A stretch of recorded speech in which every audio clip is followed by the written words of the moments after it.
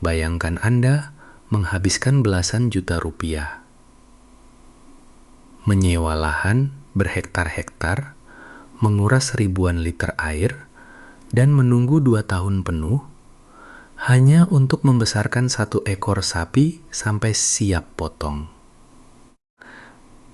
Di akhir drama panjang itu, Anda menghitung keuntungan yang ternyata hanya tipis, bahkan nyaris habis termakan inflasi pakan.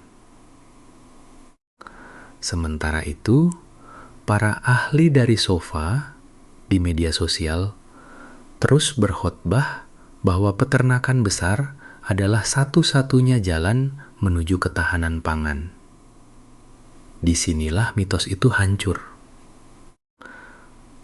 Di sudut halaman belakang rumah, di dalam sebuah kandang minimalis, ada seekor hewan kecil yang bekerja dalam diam. Dia mengubah pakan menjadi daging lebih cepat daripada hampir semua ternak besar di planet ini, mampu menghasilkan puluhan anak dalam setahun, dan bisa diproses dari kandang ke meja makan dalam hitungan menit.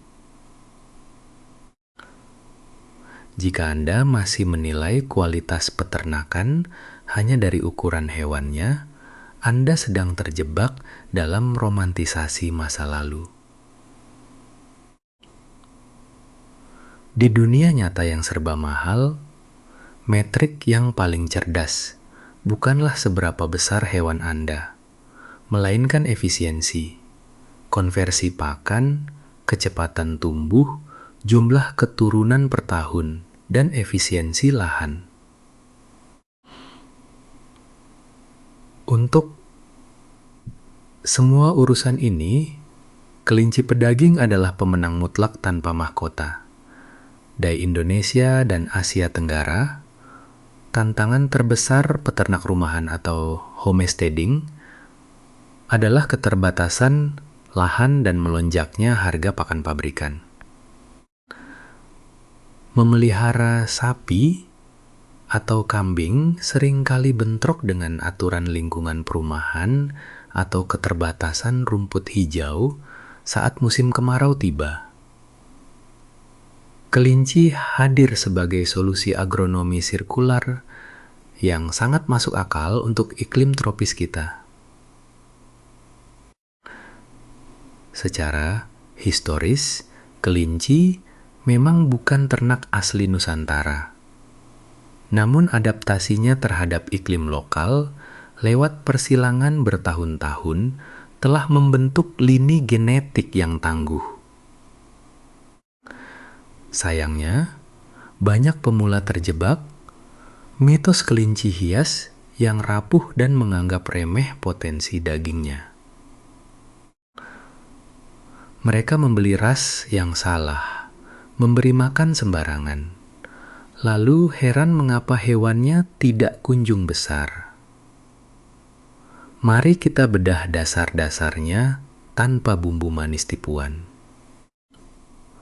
Kunci utama dari peternakan kelinci skala rumahan yang sukses ada pada manajemen air bersih, rasio pakan yang tepat, dan pemahaman musim. Kelinci membutuhkan pasokan air minum yang tidak boleh terputus. Kekurangan air beberapa jam saja akan menghentikan nafsu makan mereka seketika, yang berarti merusak siklus pertumbuhan. Dalam hal pakan, rasio antara serat kasar dari hijauan kering atau rumput lapang dengan konsentrat pelet harus seimbang. Di Indonesia, tanaman lokal seperti daun ubi jalar, indigo vera, atau kangkung kering bisa menjadi pakan tambahan yang luar biasa untuk menekan biaya, asalkan layu dan bebas dari pestisida. Kesejahteraan hewan bukan sekadar konsep etis, melainkan strategi bisnis. Kandang yang bersih dengan sirkulasi udara yang baik, di tengah udara tropis yang gerah, adalah harga mati untuk mencegah stres dan penyakit pernapasan. Kesimpulan praktis pertama untuk Anda yang ingin memulai. Jangan pernah membeli kelinci berdasarkan penampakan lucu di pasar hewan. Jika tujuan Anda adalah mandiri pangan atau produksi daging, Anda membutuhkan ras khusus yang memang diciptakan dan diseleksi selama ratusan tahun untuk menjadi mesin pengubah pakan menjadi otot. Kita berbicara tentang ras dengan persentase karkas tinggi, tulang yang ringan, pertumbuhan cepat, dan sifat keibuan yang kuat untuk memastikan tingkat kelangsungan hidup anak yang tinggi.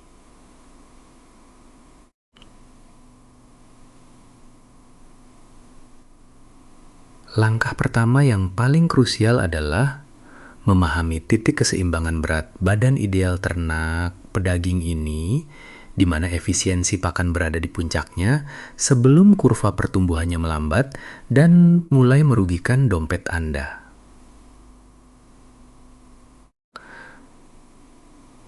Mari kita bongkar kesalahpahaman konkret yang seringkali disebarkan oleh para pemula atau penjual kelinci nakal di media sosial. Mitos terbesar yang paling sering memakan korban adalah anggapan bahwa kelinci bisa hidup dan tumbuh besar hanya dengan diberi makan kangkung segar atau sayuran sisa dapur. Ini adalah resep instan menuju kegagalan. Kelinci yang hanya diberi sayuran basah berkadar air tinggi akan mengalami kembung atau mengkret, yang dalam dunia peternakan kelinci dikenal sebagai penyakit yang sangat mematikan dalam hitungan jam. Di alam liar, kelinci adalah pemakan serat kasar, bukan pemakan air berwujud daun. Struktur pencernaan mereka membutuhkan serat selulosa yang kuat untuk menggerakkan usus belakang mereka. Memaksakan sayuran segar tanpa layu pada kelinci pedaging sama saja dengan memberikan makanan tanpa nutrisi makro yang dibutuhkan untuk membentuk otot dan daging untuk beralih ke praktik yang wajar dan terbukti secara agronomi. Anda harus memahami kebutuhan ras khusus dan integrasi tanaman pakan multi-year di lahan Anda. Ras pedaging unggul seperti New Zealand White atau Californian memiliki metabolisme yang berjalan sangat cepat. Mereka membutuhkan protein minimal 15 hingga 15% dan serat kasar sekitar trituras hingga 20% dalam diet harian mereka. Disinilah strategi pakan lokal memegang peranan penting. Daripada bergantung 100% pada pelet pabrikan yang harganya terus melambung dan menggerus margin keuntungan. Peternak rumahan yang cerdas memanfaatkan tanaman pelindung dan tanaman multi-year di sekitar lahan mereka, tanaman seperti Indigofera zollingeriana, daun kelor, odot, dan rumput lapangan yang dikeringkan, hai, adalah pilar utama menekan biaya pakan. Indigofera, misalnya, adalah tanaman leguminosa yang kaya akan protein dan bisa dipangkas berulang kali tanpa perlu menanam ulang setiap musim. Namun, ingat aturan emasnya. Semua hijauan ini wajib dilayukan minimal luani separuh jam sebelum diberikan ke kelinci. Proses pelayuan ini menurunkan kadar air berlebih dan menghilangkan zat antinutrisi atau getah yang bisa mengiritasi saluran pencernaan kelinci. Kombinasi yang ideal untuk peternakan skala rumahan adalah memberikan pelet di pagi hari sebagai sumber energi dan konsentrat harian. Kemudian memberikan hijauan layu atau hay berkualitas di sore hari untuk menjaga kesehatan pencernaan mereka sepanjang malam. Faktor musiman di wilayah tropis seperti Indonesia juga menuntut adaptasi strategi yang nyata. Kita tidak menghadapi musim salju, tetapi kita menghadapi musim kemarau ekstrem dan musim penghujan dengan kelembapan udara yang sangat tinggi. Pada musim kemarau, tantangan terbesar adalah cekaman panas, heat stress. Kelinci tidak memiliki kelenjar keringat. Mereka mendinginkan tubuh hanya melalui telinga dan pernapasan. Ketika suhu ruangan melebihi 30 derajat Celcius, nafsu makan kelinci akan turun drastis, yang otomatis menghentikan laju pertumbuhan dagingnya.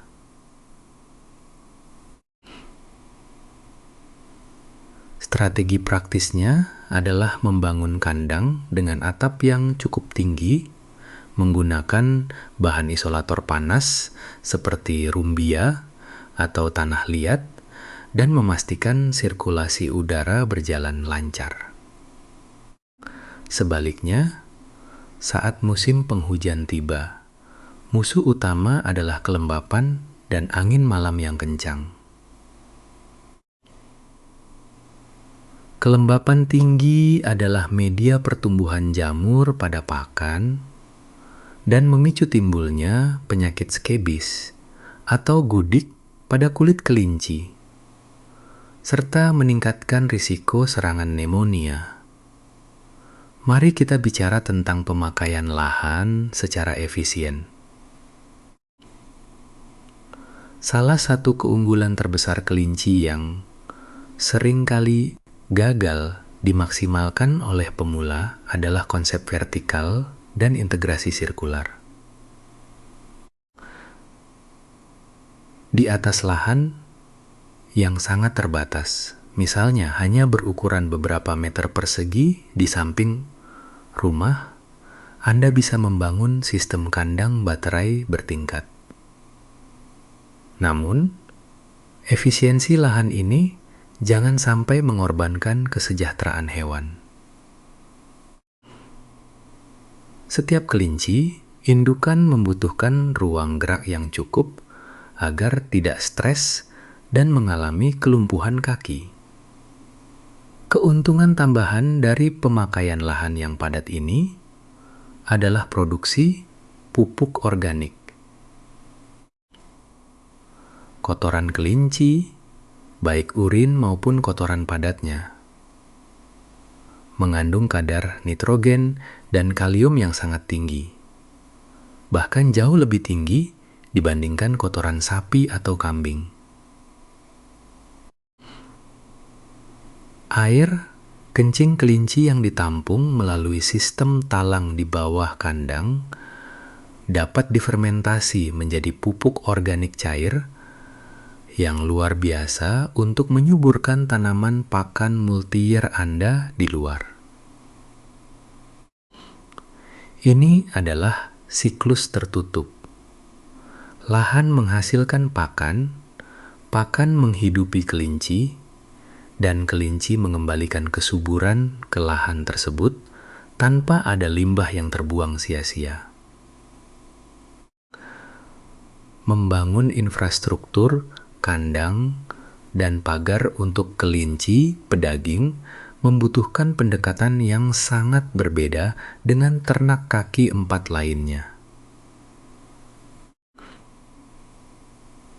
Salah satu kesalahan fatal pemula adalah membiarkan kelinci pedaging berkeliaran bebas di tanah terbuka dengan sistem umbaran tanpa perlindungan yang matang atau yang sering disebut dengan istilah free range grazing tanpa batas.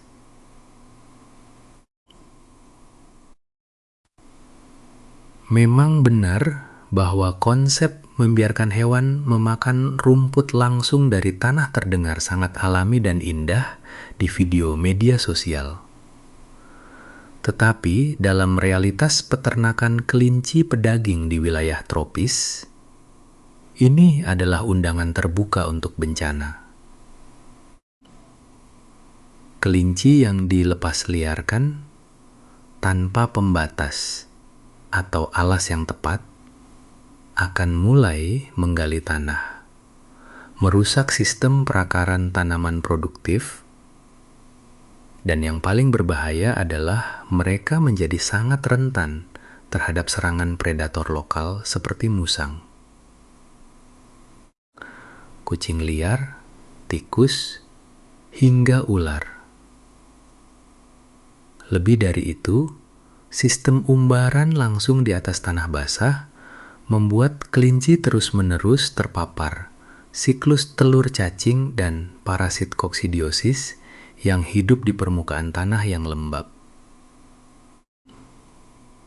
Koksidiosis adalah pembunuh nomor 1 anak kelinci, yang merusak dinding usus dan membuat pertumbuhan mereka kerdil seketika.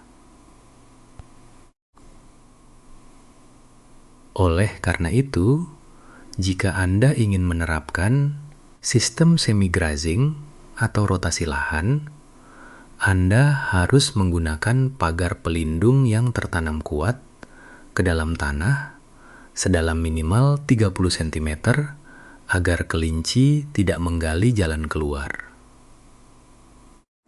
Serta menggunakan sistem kandang geser, habit atau rabbit tractor berlantai kawat renggang yang dipindahkan secara berkala ke area rumput yang bersih setiap hari. Dengan cara ini,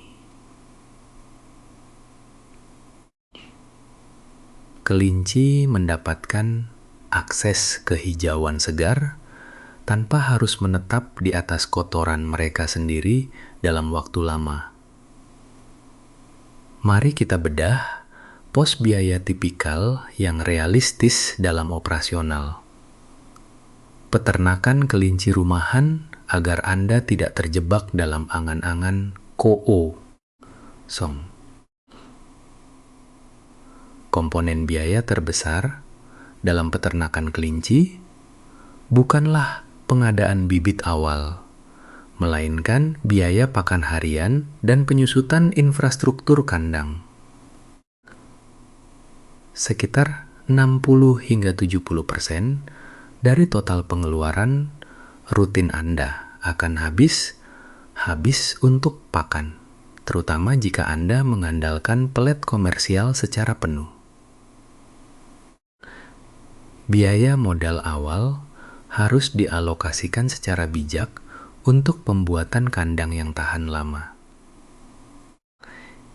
Idealnya menggunakan kombinasi rangka kayu atau baja ringan dengan kawat loket galvanis yang tebal agar tidak mudah berkarat akibat korosi urinen kelinci yang sangat asam. Penghematan biaya di awal dengan menggunakan kawat tipis yang murah justru akan membengkakkan biaya perawatan di kemudian hari karena Anda harus terus-menerus menambal kandang yang jebol atau berkarat. Selain itu, pos biaya untuk penyediaan air bersih, pembersihan sanitasi, dan obat-obatan dasar seperti antibiotik, vitamin, serta obat antiparasit luar harus dimasukkan ke dalam kalkulasi bulanan Anda secara disiplin. Bicara soal kesehatan. Kita harus membongkar mitos besar yang seringkali diglorifikasi oleh para penjual suplemen di internet tentang adanya pakan ajaib atau ramuan obat. 1 tetes selesai semua yang diklaim bisa menyembuhkan segala jenis penyakit kelinci atau mendong. Kerak bobot badan secara instan dalam semalam. Di dunia agronomi dan peternakan yang nyata, tidak ada jalan pintas magis seperti itu. Formula pakan terbaik adalah konsistensi nutrisi yang seimbang, bukan obat dewa. Jika ada produk yang mengklaim bisa menggantikan peran pakan berkualitas atau bisa membuat kelinci kebal dari segala penyakit tanpa perlu menjaga kebersihan kandang, itu adalah kebohongan publik yang berbahaya. Keselamatan dan kesehatan kelinci, pedaging 100% bergantung pada protokol biosecurity yang ketat dan kebersihan lingkungan kerja Anda. Tindakan preventif jauh lebih murah dan efektif daripada mengobati hewan yang sudah telanjur sakit. Kandang wajib dibersihkan dari sisa pakan dan kotoran setiap hari tanpa absen. Penumpukan kotoran padat dan urin yang dibiarkan berhari-hari di bawah kandang akan menghasilkan gas amonia dengan kadar tinggi.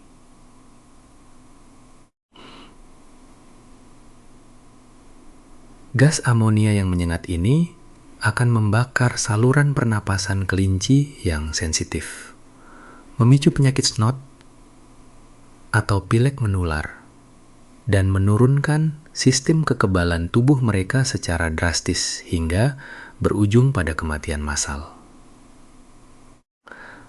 Setiap peternak harus memahami bahwa kebersihan adalah obat terbaik. Dan sirkulasi udara yang kering, serta paparan sinar matahari pagi yang cukup ke dalam area kandang adalah pelindung paling mujarab yang tidak bisa digantikan oleh cairan kimia, apapun di pasar. Kita telah sampai di ujung analisis yang membuka mata ini. Mari kita ringkas kembali kenyataan pahit di lapangan melawan mitos-mitos pengantar tidur yang sering Anda dengar. Mitos mengatakan bahwa peternakan besar berskala SPI adalah satu-satunya jalan menuju kemandirian protein. Tetapi faktanya efisiensi konversi pakan dan kecepatan reproduksi kelinci pedaging unggul mampu mengalahkan efisiensi lahan ternak besar hingga berkali-kali lipat pada skala rumahan.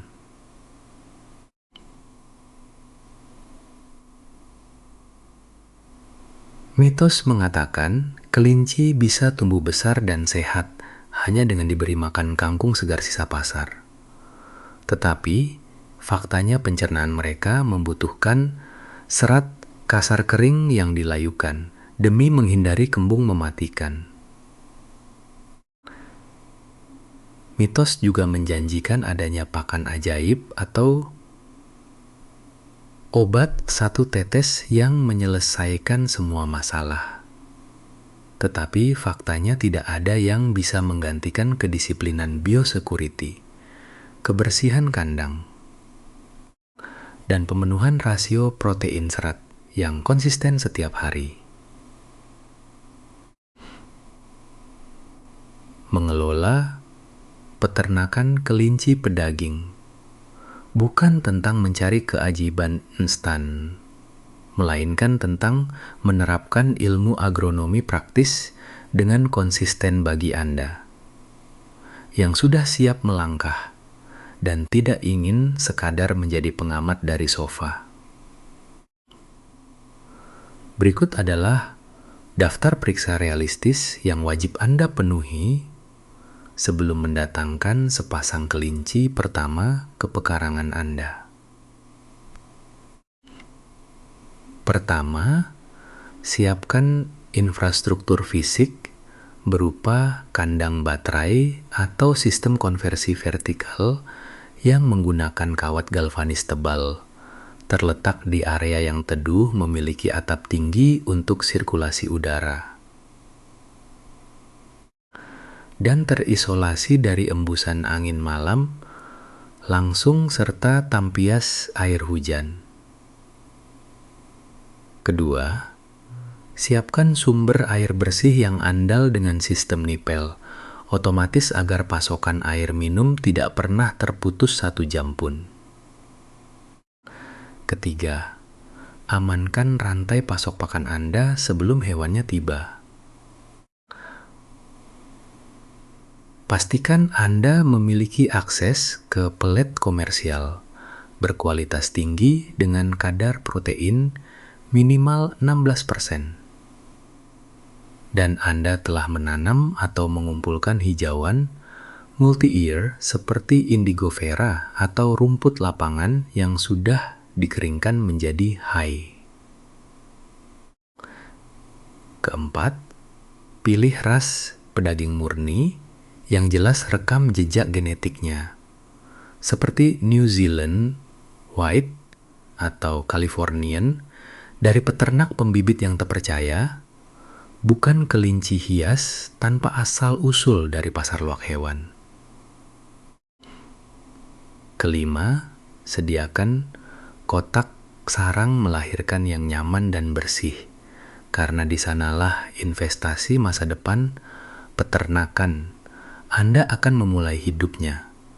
Langkah terakhir yang tidak kalah krusial adalah membangun sikap etis, baik terhadap hewan peliharaan maupun terhadap lingkungan sosial di sekitar rumah Anda. Kelinci adalah makhluk hidup yang sensitif, memberlakukan mereka dengan pemenuhan kesejahteraan hewan, mulai dari ruang gerak yang cukup, pakan yang layak, hingga proses pemotongan yang cepat dan higienis tanpa menyiksa adalah kewajiban moral setiap peternak yang bertanggung jawab. Selain itu, sebagai peternak rumahan atau homesteading di tengah pemukiman, menjaga hubungan baik dengan tetangga adalah kunci keberlanjutan usaha Anda. Jangan sampai peternakan Anda menjadi sumber konflik akibat bau menyengat atau lalat yang berterbangan. Keindahan dari beternak kelinci adalah kotoran mereka yang berbentuk butiran padat, dan urinenya bisa dikelola dengan sangat mudah tanpa menimbulkan bau busuk. Asalkan Anda rajin membersihkannya setiap hari dan menggunakan media penyerap seperti sekam padi atau serbuk gergaji di bawah talang pembuangan.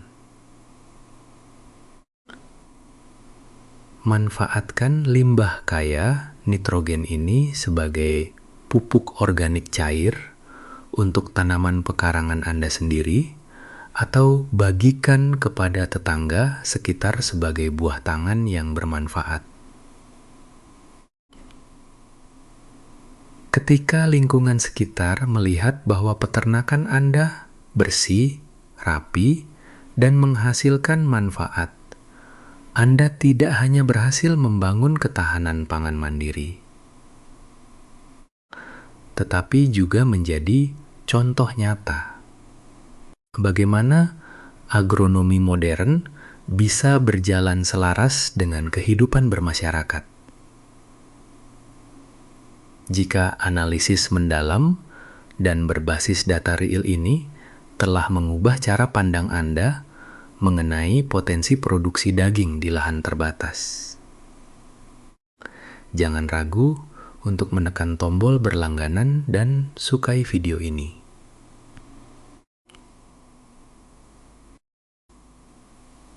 Di saluran ini, kita akan terus membongkar mitos peternakan, membagikan tips praktis yang jujur tanpa bumbu manis buatan, dan memandu Anda membangun sistem pangan mandiri yang efisien langsung dari halaman belakang rumah Anda.